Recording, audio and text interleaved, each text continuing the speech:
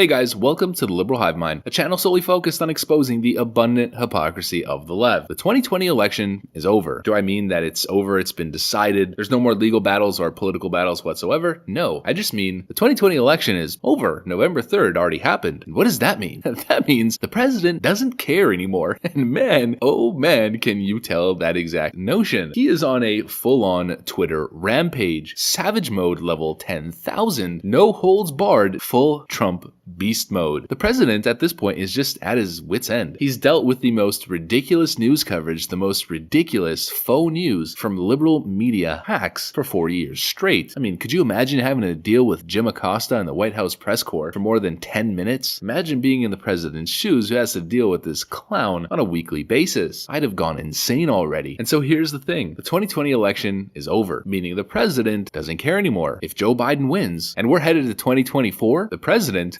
doesn't care anymore in his full savage mode and is coming back in 2024 for the most epic comeback all-out political cage match where he rips back the crown from geriatric Sleepy Joe in the most epic battle and epic comeback story of all time. And then if the president was to win a second term in 2020, no holds barred, doesn't care at all, and is going to go full beast mode. No matter the outcome, the president is going to go all out. And so really the date to look forward to is from January 5th to January 20th. Don't be surprised if the president starts declassifying, signing executive orders, and pardoning people like an absolute mad lad. You get a pardon, you get a pardon, you get a pardon. Hey Joe Biden, here's 5 special counsel investigations. It's gonna be an absolute madhouse in the most incredible of ways. And really, it's already started. Like I told you guys, regardless of the scenario, it's gonna be happening. And so let me update you guys on the president going full absolute no holds barred beast mode. So we're gonna get into it, but before we do, please make sure to leave a like, a comment, subscribe, share the video as much as possible. We are still shadow banned, quarantined by the YouTube algorithm, hidden from non-subscribed viewers. So the best way that you guys can support us is by having notifications enabled and sharing the videos with those new viewers who we are actively being hidden from. Now with that out of the way, let's roll the tape. Alright guys, so when I tell you the president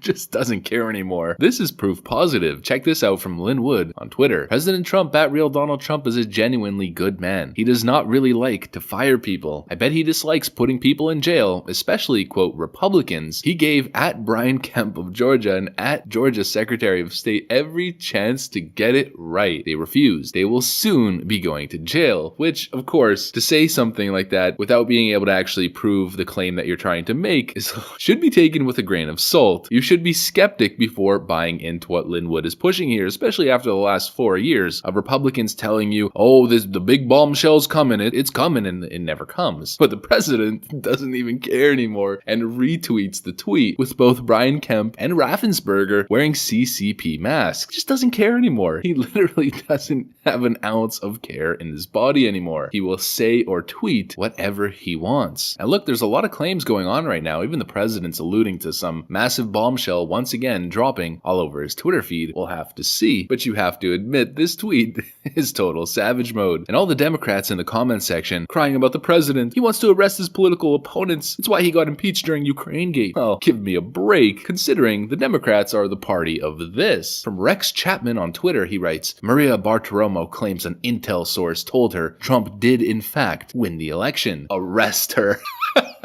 These people are insane. The difference between the right and the left is the left wants to use federal law enforcement agencies to arrest people that they actually just disagree with. Not based on evidence or proof, high crimes and misdemeanors, just people they don't like. Send them to the gulags. Where what the president is saying is essentially he's alluding that something big is about to come out and some people might be going to jail. It's a very, very different concept. Once again, the man that they claim to be an unconstitutional despot dictator proves to be a whole lot better than they are. And speaking of being a whole lot better than they are, one man who is not better than they are, one man who has decided he wants to be them, be the Democrats, be on their side. We've got this story right over here, breaking. Georgia Secretary of State Brad Raffensperger honored by Dems and might be switching party. Check this out. Is incredible. Then we heard today, Raffensperger, by a couple people, is going to be awarded the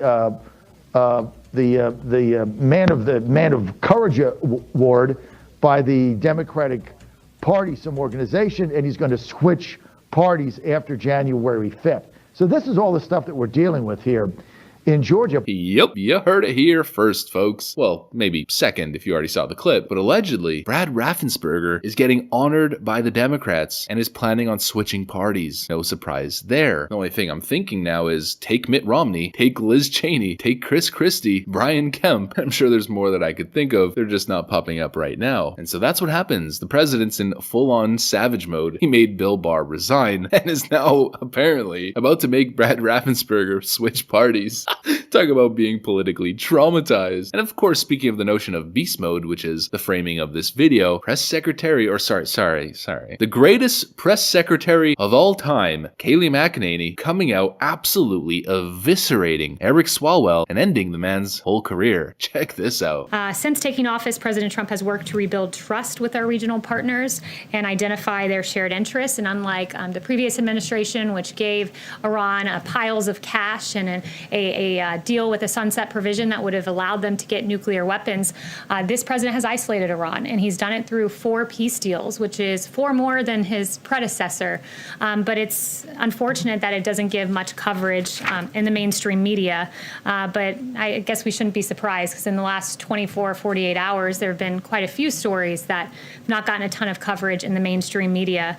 As former White House Press Secretary Ari Fleischer said, bias is often found in stories the press does not cover. And last week we found out that Democrat Congressman Eric Swalwell was infiltrated by an alleged Chinese spy. This spy cozied up to Swalwell, raised funds for his 2014 campaign, and even planted an intern in his office. And that relationship continued until the FBI briefed him in 2015. And that was some very good reporting done by Axios. But after entangling with this spy for years, Swalwell hypocritically went on to be one of the lead instigators of the Russia collusion hoax and the impeachment sham.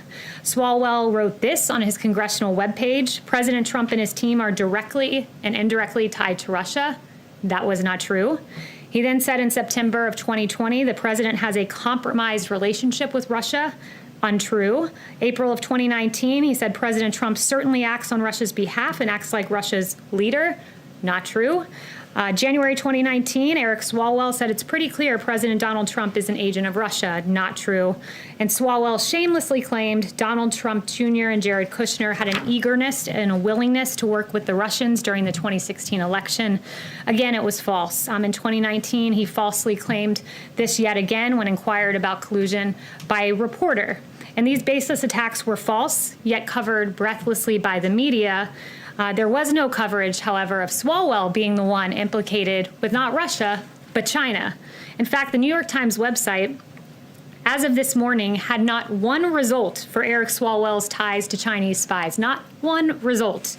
Oof, total destruction. A nuclear apocalypse with nothing left alive but cockroaches. The only cockroach that didn't survive the nuclear blast was Eric Swalwell. And check this out. Eric Swalwell, the compromised asset by the CCP, which seemingly there's a whole lot of them in Washington, and more specifically, a whole lot of them in San Francisco and in other very heavily Democrat-run areas. Well, we got receipts, and Eric Swalwell was taking money from CCP members. Look at this. Contributor name from Victoria Lee. Recipient, Swalwell for Congress. State CA. Employer, Air China. And he received $6,000 in a short period of time. I don't know about you guys, but I'm not okay with this, especially since I have the exact same concerns. Not at a small level with Eric Swalwell, a nothing politician who will never even get close to even sniffing the White House, but with Joe Biden. And you know, Lynn Wood nailed it right on the head with this meme right over here. When I think about a Joe Biden presidency, I either think about Kamala Harris president, Joe Biden vice president, or more accurately,